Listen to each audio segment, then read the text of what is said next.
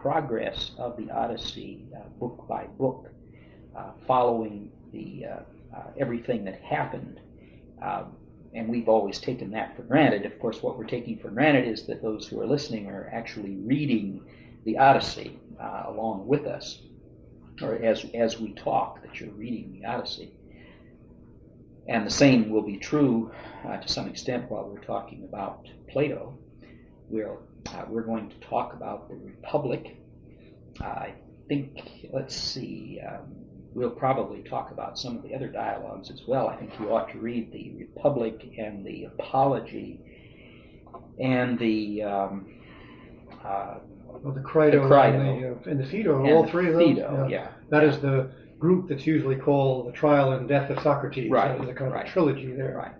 Yeah, you ought to read those too. We only treat those rather incidentally, and we usually spend a good deal of time talking about the Iliad, or about the Republic. So we're going to begin our talk today, starting off with trying to make a distinction between poetry and philosophy, to make it clear this new kind of study that we're entering into.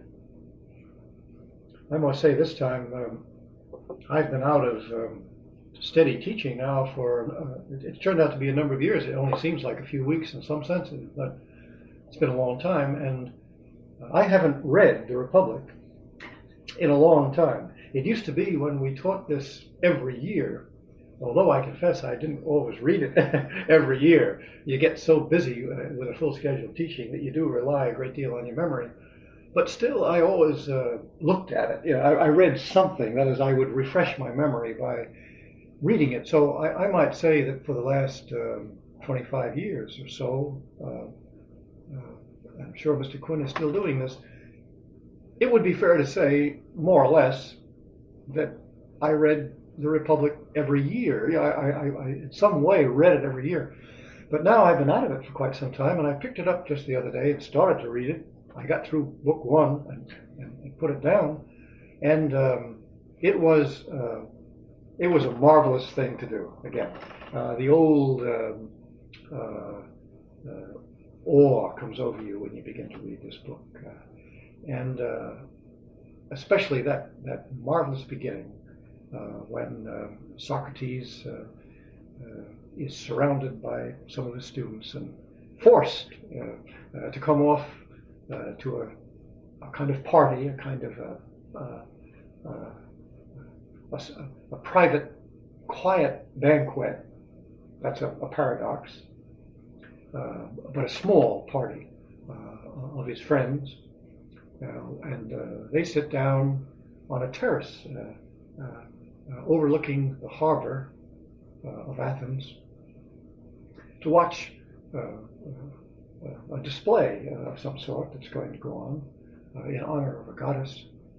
And there they begin a conversation. And it's just marvelous to sit down as a member of that group. This is what you do when you read the book. And find that you yourself are in on a conversation. That's what the Republic really is. It's a magnificent conversation. Well, magnificent is too big a word because it's rather quiet. Yeah. It's not magnificent. It's beneficent. It's and very beautiful. Mr. Senior said that he sits down with a group of his students, and then he said he went on to say that there he is talking with friends. And I just happened today, I was cleaning up something in my office, and I ran across a note that I had written on a piece of scrap of paper that has been lost for years, I'm sure. And I read the note, and somewhere I had discovered the word that Plato uses, and I've forgotten what the word is now, the Greek word, it doesn't matter. But whoever it was that I had read had made the point that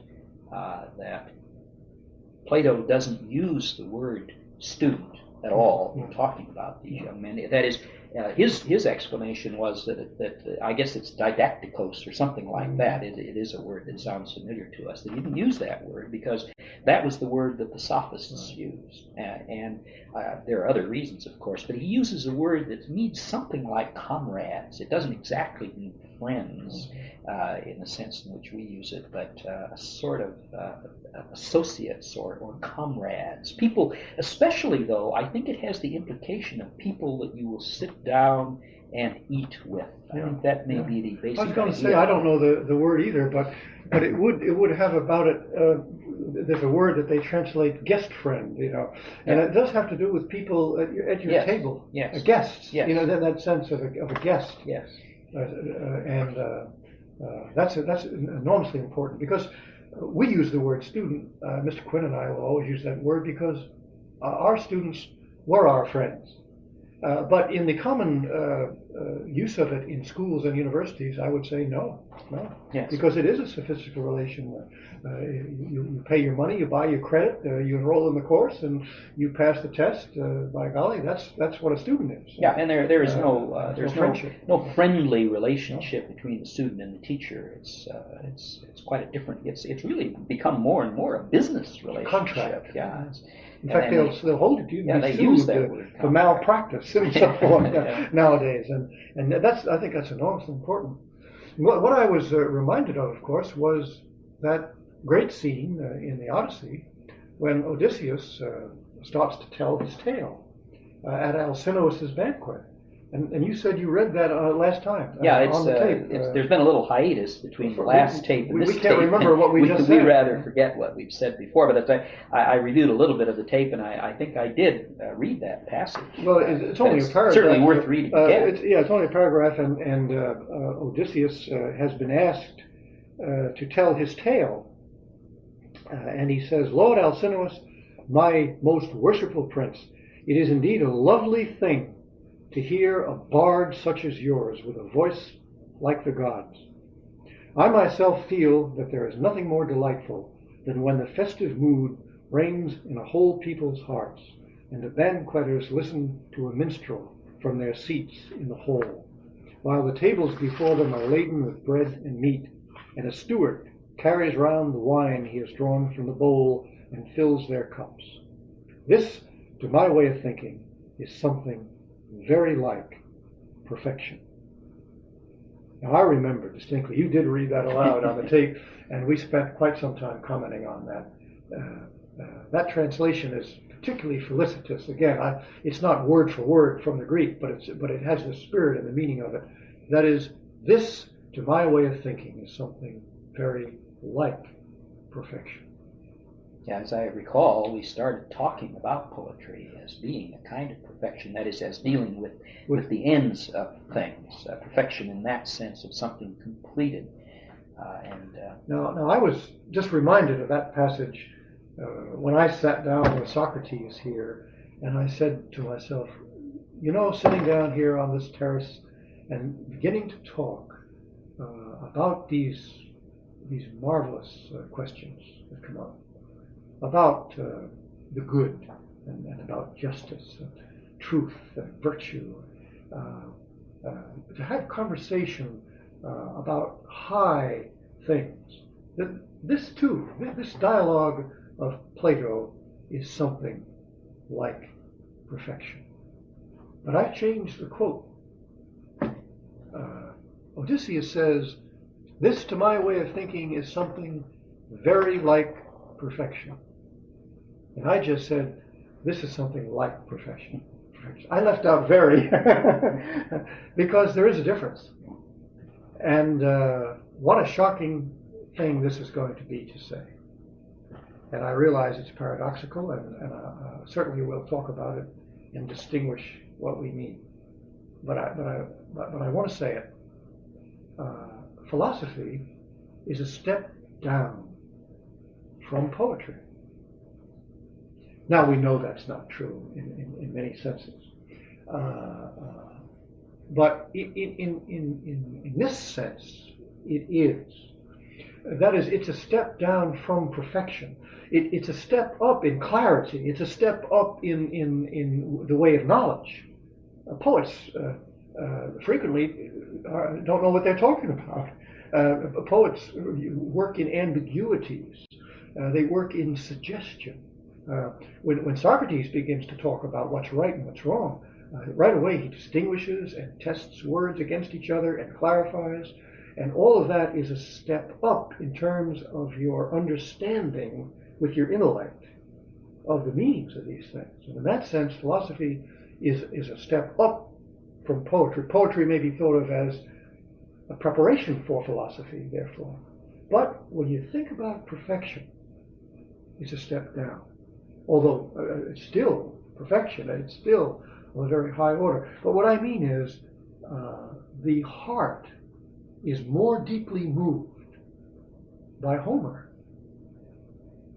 although the mind is more deeply moved by Plato. But let me read aloud another quotation, because I think this will particularly bear on this audience. St. Thomas Aquinas is replying to an objection which has been raised about the order of the angels as it is traditionally given. He's following, in this case, the order of St. Dionysius. And in that, and which is the standard, you might say, order which has been assumed by the church. That is, that the seraphim and the cherubim and the thrones are three orders of the first hierarchy, and that is the proper order in which to list them. That is, that the seraphim are first, and that the cherubim are second, and that the thrones are third. And the objection goes, this is objection number 3 to the 6th article of question 108 of the first part of the Summa Theologica. Knowledge comes before love, and intellect is higher than will. Therefore, the order of cherubim seems to be higher than the seraphim. Now, he had previously explained that the seraphim have to do with love, and the cherubim have to do with knowledge. As the words in Hebrew mean, seraphim means what? The fire, the ardor of love, and cherubim means truth and knowledge of truth. So this is a very sensible objection. Well, let me read it again. Knowledge comes before love, and intellect is higher than will. Therefore, the order of cherubim seems to be higher than seraphim. And yet it isn't, you see, in this list. Now, in his answer, he says, this is just, I think, just absolutely marvelous, because it sums up a really complex subject in a few lines. St. Thomas's answer is, of course, that the order is correct, that the seraphim are first and the cherubim second. And he says, knowledge takes place accordingly as the thing known is in the knower, but love, as the lover, is united to the object loved. Now that contains the whole answer. He explains it a little bit more, but let's just stop on that one line. Knowledge takes place accordingly as the thing known is in the knower, but love, as the lover, is united to the object loved. Now, if you have a philosophic mind, you can see what he's going to say. You can already figure out why it follows then that the seraphim should be first. But let's follow what he says. Now, he says, higher things are in a nobler way in themselves than in lower things, whereas lower things are in higher things in a nobler way than they are in themselves. Therefore, to know lower things is better than to love them. And to love the higher things, God above all, is better than to know them. Well, that is really something, isn't it? Maybe that's too hard to hear. It is hard to hear. I mean, Thomas writes so tightly that that's hard to hear. But what he's saying is this. Considered in itself, knowledge is higher than love. But when you're dealing with something higher than yourself, knowledge is, after all, a kind of reduction of it to your level. That is, when you know something, you know it in the mode. There's another famous scholastic dictum: knowledge is always held in the mode of the knower. So that when you're dealing with anything lower than yourself, in a sense, it's raised up in you when you know it. But when you're looking at something higher than yourself, you really can't know it. I mean, it's above your capacity to know. So what you do is, you know it insofar as you can grasp it. And that's something less than it is in itself. But now comes love, because love is a going out of the self into the other. Love is an appetite. It's a stretching toward the object. And so when you love something higher than yourself, in a sense, you become more like it.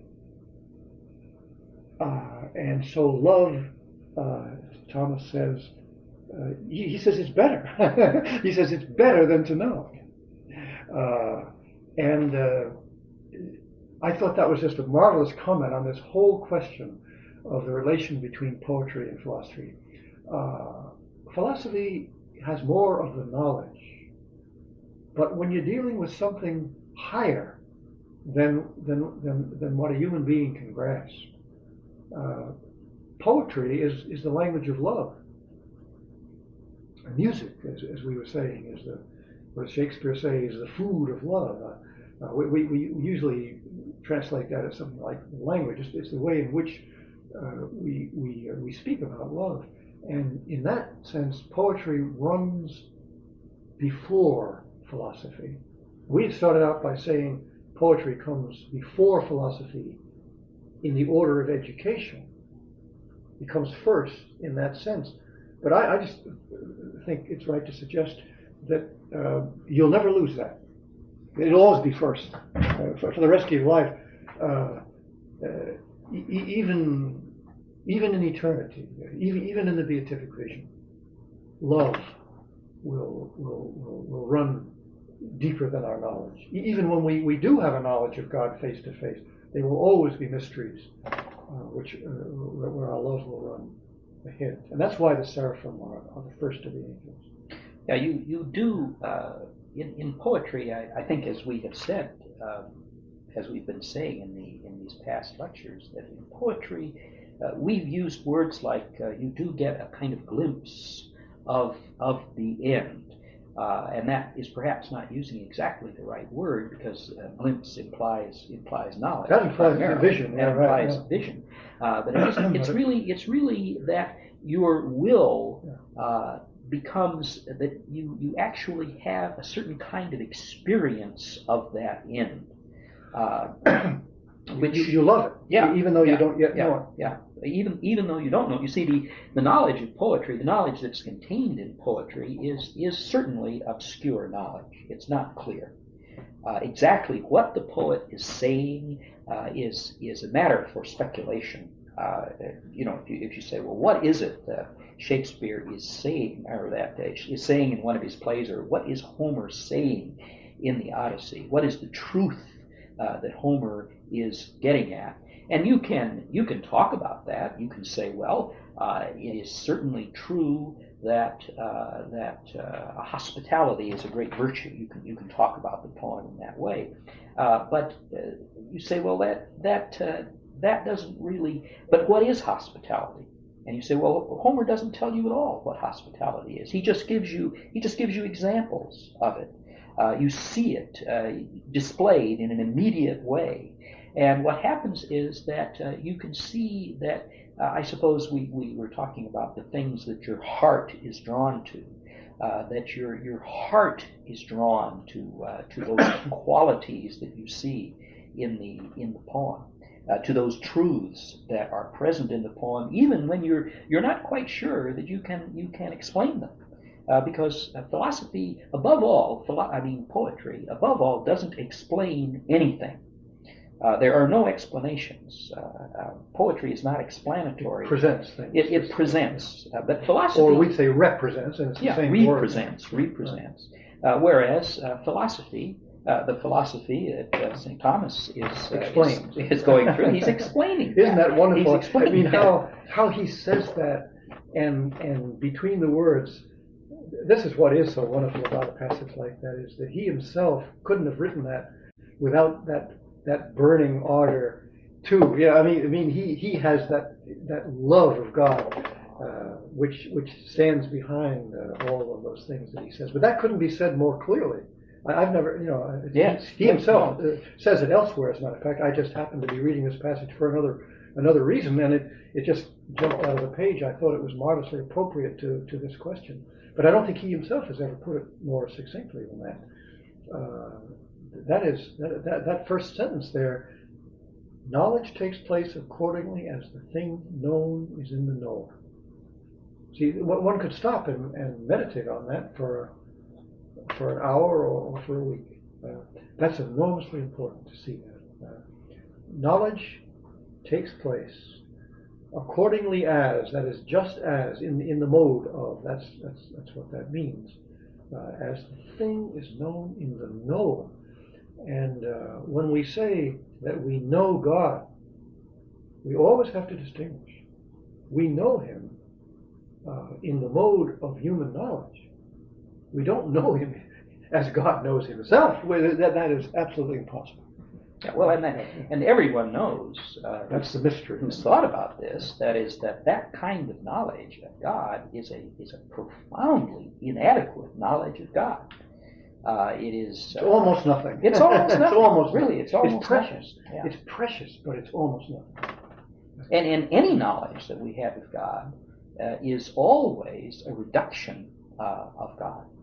Inevitably a reduction of God, and therefore we are. It's still really with some kind of misapprehension as well as a great light. It's filled with darkness at the same time that there is some light that's there. But poetry gives us a different kind of experience of God, which is not intellectual, although it's not unrelated to the intellect, but it is rather the experience of the love of the object, whatever it is, ultimately love of God. I have a vague memory now that it's a long time ago since we started these tapes. Actually, we did as we went off for the summer, and we haven't been talking this way for a couple of months now. No. For those of you who are listening to this, it may seem that you're listening to one tape on Monday and another one on Wednesday, but for us, 4 months has gone by, or 3 months has gone by, so we really don't remember exactly what we said in detail. But I do have a remembrance now that we started off this whole series by talking about poetry, and we had said that there was a certain kind of poetry. It's usually called poetry. It's a fancy, sort of highfalutin poetry, which pretends to be philosophy. That is, the importance of the poem depends upon the statements that are made, the propositions that are made, which are in the order of knowledge.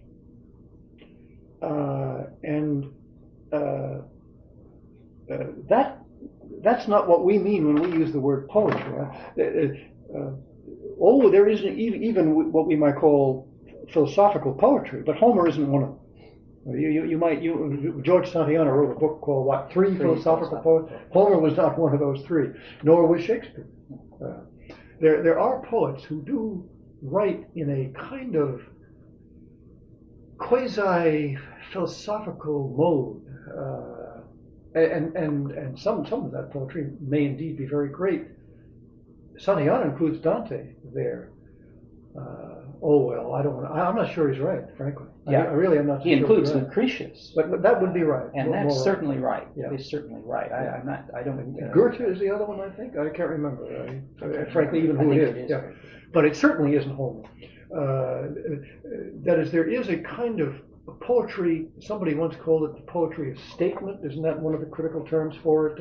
A poetry which expounds some doctrine usually in verse, in some kind of metrical form or rhyme form. But I think we all know about this kind of poetry, and many people have been brought up on it. It's very popular in the schools because sometimes, well, frequently it inculcates obvious moral doctrine. Uh, Kipling's "If" is perhaps the most popular in the schools. If you can keep your head when all about you are losing it and blaming it on you. I can still recite that from grade school.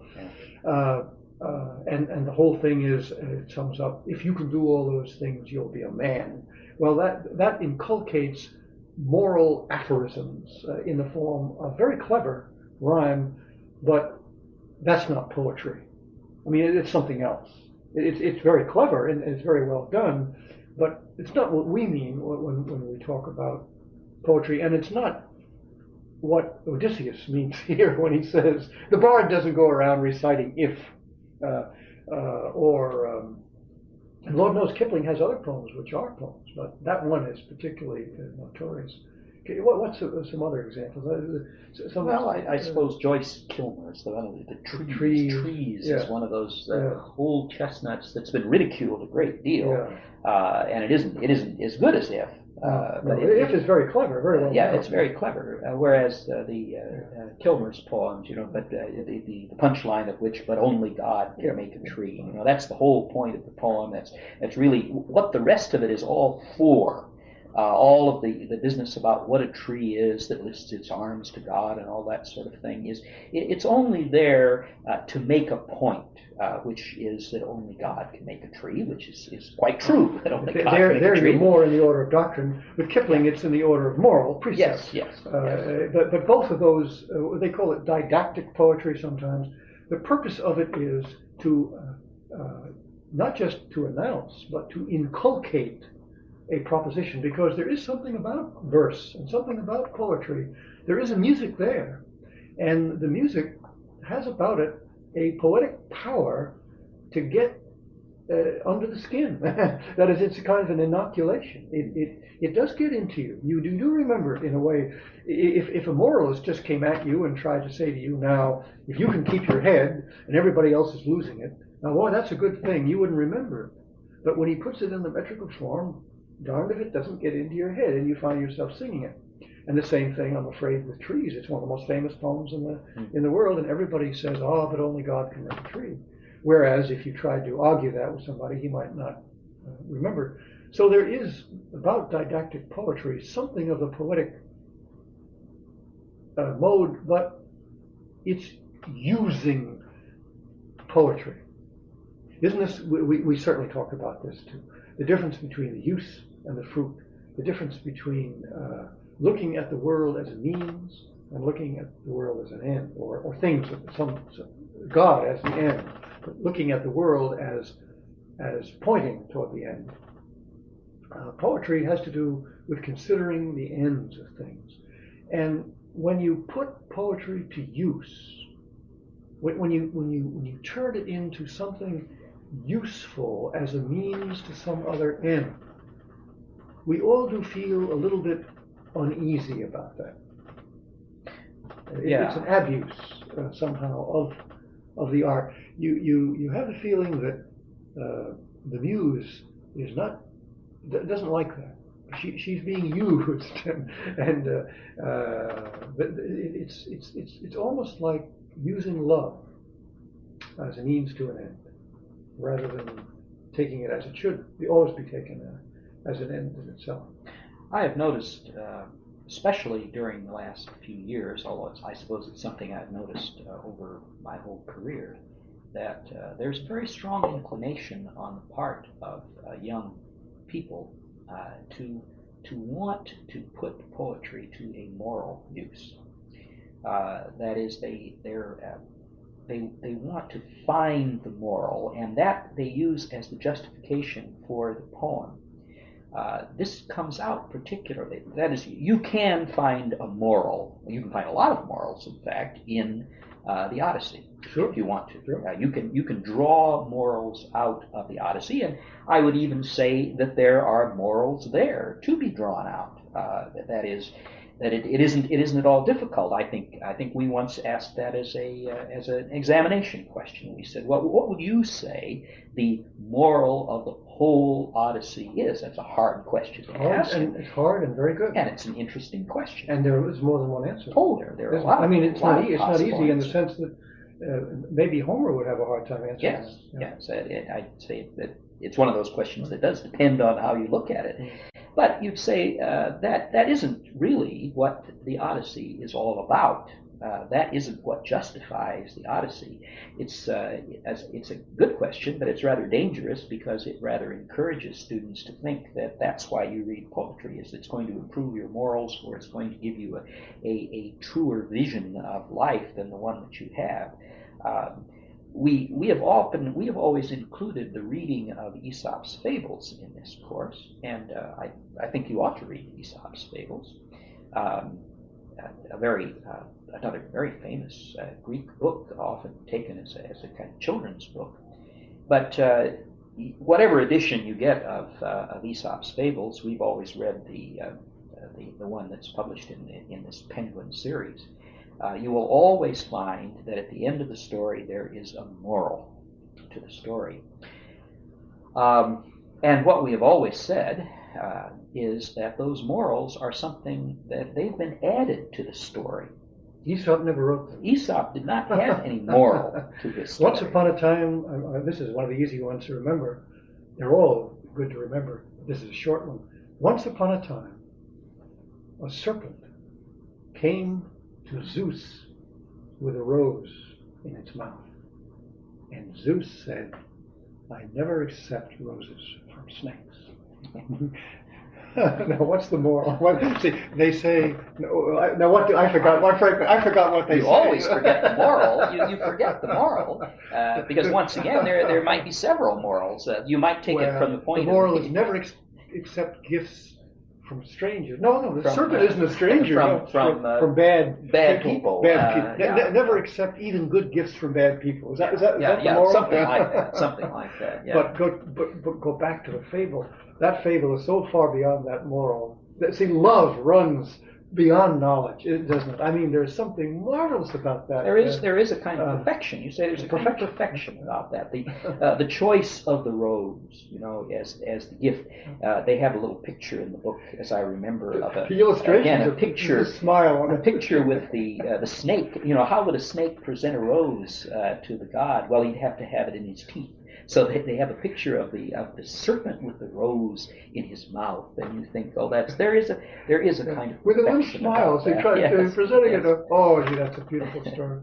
And when you say, what does it mean?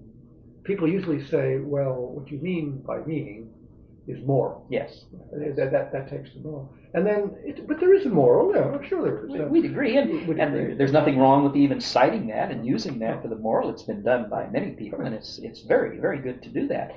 But you mustn't get the idea that that is really what poetry is, or that is what poetry is for. Maybe we could use an old scholastic formula and say poetry has a moral, yes, but never make the mistake of thinking that it is a moral. That would be the distinction. Yeah. And sometimes it's very difficult to know what the moral is, and it's never adequate. That is, the moral is never adequate to the perfection of the poem. No. Which is a mystery. What is it about a serpent? What is it about a rose? What is it about a god? The poet there, Esop there, has captured a timeless moment. That picture that you're talking about, it's kind of like a picture, isn't it? That is, the time stops. And we don't know what that means. We really don't. It's funny. We laugh, or at least we smile. It has wit, and yet there's something very moving even about it. Yeah. There's you don't know quite what's going on in that serpent's mind anyway. Is he trying to trick? Does he think he can trick Zeus? That's what he thinks. That's one of it. That comes to mind. Yeah. Or is he fooling himself? Yes. He thinks maybe he can be a nice guy. Yeah, exactly. One of the things that you can do with fables is you can rewrite them. You can a good kind of assignment that you can give to students is to say, because the fables are very short. The one that Mr. Senior just told is about as long as he told it. It's one sentence. It's a couple of sentences, and maybe one sentence. And you could write a rather long version of that fable. You could talk about what you would start with the serpent. You could make up a give situation him motives and things and like give him that. motives, and of course you wouldn't have improved on the story at all, but you would have come to see more about the story, all right, by attempting to do that. It's a good exercise, as I say, but of course you're not going to improve on the story. The story is perfect just as it is, and it doesn't need any further explanation. Well, I'd have to go back to Homer and say, to my way of thinking, there's something very like perfection in that. That's a very good thing to remind everyone of, ourselves and everyone else. That is that we hereby formally assign Aesop's fables. Yes. Any 10 or whatever number Aesop's fables, because in the shortest form possible, they do bring out something about the nature of poetry. They reduce it to its simplest elements, and the fact that they usually have a moral tack on at the end makes our point. That is, that the moral does not exhaust the meaning. Now, philosophy, when we start to read the Republic, we will, of course, raise this question. The Republic itself is not really pure philosophy. I think when you think of Immanuel Kant and his book about pure reason, the critique of pure reason, you might find there a kind of pure philosophy. That is, there is no poetry in Immanuel Kant's works from one end to the other, absolutely at all. All of his works have a certain purity about them in that sense. They're pure philosophy. Yeah. They're not the best, incidentally, and and his critique of pure reason is in error in many ways. But certainly everybody would admit there's a man who practices philosophy. That's what he does, and he does nothing else. But the Republic of Plato is not pure philosophy. It is still trailing clouds of glory. As Wordsworth says of all of us with our birth, we trail clouds of glory coming from God, who is our home. Plato is trailing clouds of poetry all through the Republic.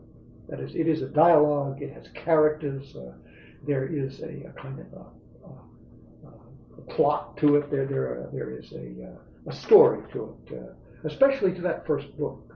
Yes. And we'll certainly want to spend quite a lot of time talking about this first book. And one of the things that Socrates, who is the interlocutor, he's the main character in all of the dialogues that we're reading, and in almost all of the Platonic dialogues, it's Socrates who is the main speaker in them, the teacher in them, if you will. That he always resorts to myths, to stories. You'll find several of the most famous of those stories in this book. As when you get up into the later books, you will come across the famous story of the cave, the myth of the cave. And there you have a complete story, and that is a poem inserted into the book. And there are many such. The whole of the Republic ends with the story of it's called the myth of And these stories are scattered throughout the Republic and through all of the works of Plato. And there have been none of these stories. These stories are always the subject of great controversy, by the way. Their main meaning is often quite clear. But no one has ever succeeded in giving a final commentary on the myth of the cave. People try to reduce it again to a moral or to a doctrine. They try to get a doctrine out of it, and it just won't work. They always find there's something left over, something they haven't accounted for. I mean, thousands of words have been spent in trying to explain the myth of the cave, but it can't be explained at all. It isn't intended to provide an explanation. In fact, I suppose what one might say is that whenever Socrates feels that he really has reached a point where he no longer can philosophize at all, when he sees that he doesn't see. It's the limitation of knowledge. Right. He sees that he isn't going to get it. Then he tells a story. And he lets love go. So he lets love run before him. And isn't it true that when we put this book down, finally, or when you pick it up again after a long absence, the first thing that overwhelms you is, I've forgotten everything else. You love Socrates. Yeah, well, he is the. Right now, I'm going to see he's the most lovable person in all of literature. Well, I see the tendency of everyone who approaches philosophy, I think, at sort of at the college level, is to expect Immanuel Kant. That is to expect explanation. He's hard to love. Immanuel Kant, well, he's hardly even there. Right. To the extent that he's there, he's very he'd like you to. He would correct you. He wouldn't expect you to love him. No. He says, well, let's never mind all that. Let's stick to the point, to the questions. And I think that students who pick up the Republic, they are looking for arguments. They know that philosophy is argumentative. They know that it attempts to give universal truths, to formulate and to arrive at universal truths by various kinds of reasoning. And of course they do find that in the Republic. That kind of activity is in the Republic. But when you really do look at the Republic, you find that there isn't nearly as much of that kind of thing as you would ordinarily expect, especially if you've had any sort of experience with more modern philosophy, which does not have this rather poetic element in it. It's become more and more of a technical subject, hasn't it, really? Yes. I mean, there are still some exceptions, but a lot of it has become technical and even mathematical. Yeah, if you find you sometimes find in modern poetry you find examples, but they're purely examples. They simply serve to illustrate a point, and they help to clarify. That's their purpose, is to clarify. But the stories that Socrates tells and the story-like character of the dialogues themselves is not intended to clarify, and it doesn't clarify. To the contrary, it tends to make the matter less clear, and you have to struggle with it to see what it is, the significance of it. You have to shift into another gear, as it were, in order to deal with it all. And the trouble is that a lot of people simply ignore all of that. A great many of the commentators on Plato, on Plato's dialogues, and there are a great many of them. Oh yes, there are a vast number of them. Their name is Legion. Yes, and they frequently pay no attention whatever to this person, Socrates, or to the fact that he is so lovable, or to his stories insofar as they really are poetic stories. They always want to break them down and make them consistent with their interpretation of the dialogue. And we, of course, urge you as readers, presumably new readers of Plato, to pay a great deal of attention to these matters that we're talking about, that is, and to pay far less attention to the arguments. The arguments themselves are often quite difficult arguments. They're hard to follow in themselves. They, sometimes they're even wrong. Oh, I think so, yes. And you wonder if they weren't deliberate. Oh, yes. As if Socrates is playing a kind of making fun of us. I don't know. He will certainly let his students. He'll let them conclude the things. Say things that are completely wrong. He does it you can see it in the Republic. You can see it quite clearly. He says, well, what should we have in the Republic? This is a little later on, and they finally end up saying, well, you ought to have dancing girls and in the Republic, and Socrates just leads them along. He says, well, if you want to have that, then you'll have to have this, don't you? And they say, well, yes, we should have that. And then he says, well, then you'd want to have dancing girls. girls, of course you want that too. And they go, well, of course, I guess we would want those things. And then Socrates pulls the rug out from under them. But sometimes he doesn't pull the rug out from under them. He just lets them go right on, and he'll let them speculate and follow out false paths of reasoning. He'll even follow them out himself. He is in the nature of a kind of explorer, and he doesn't always know himself. He says what's right. He says constantly, and I think we ought to take him at his word. That famous paradox again of Socrates' ignorance. This is one of the most famous things about Socrates. He always says that he's ignorant. He says, "I don't know," and I think we ought to take him at his word. He's not just playing games with us or pretending. I think the usual explanation of that is, well, he really knows, but he wants to lead us on. But I think he's being quite honest. Yes, that's a terribly important thing. When you read the Apology, and the Apology is a very easy book to read. It's very short, and it's tremendously engaging. It's simply Socrates' defense of himself at the famous trial. And when you read that, there he specifically goes into this matter of his own ignorance. It's part of his defense, because he's accused of teaching certain doctrines. And he said, well, I never taught any doctrines because I never had any. He said, I never arrived at any doctrines, philosophical He's doctrines. on trial for his life here. It's no joke. It's very serious. Very serious. It's very, very serious, and this is an essential part of his very defense.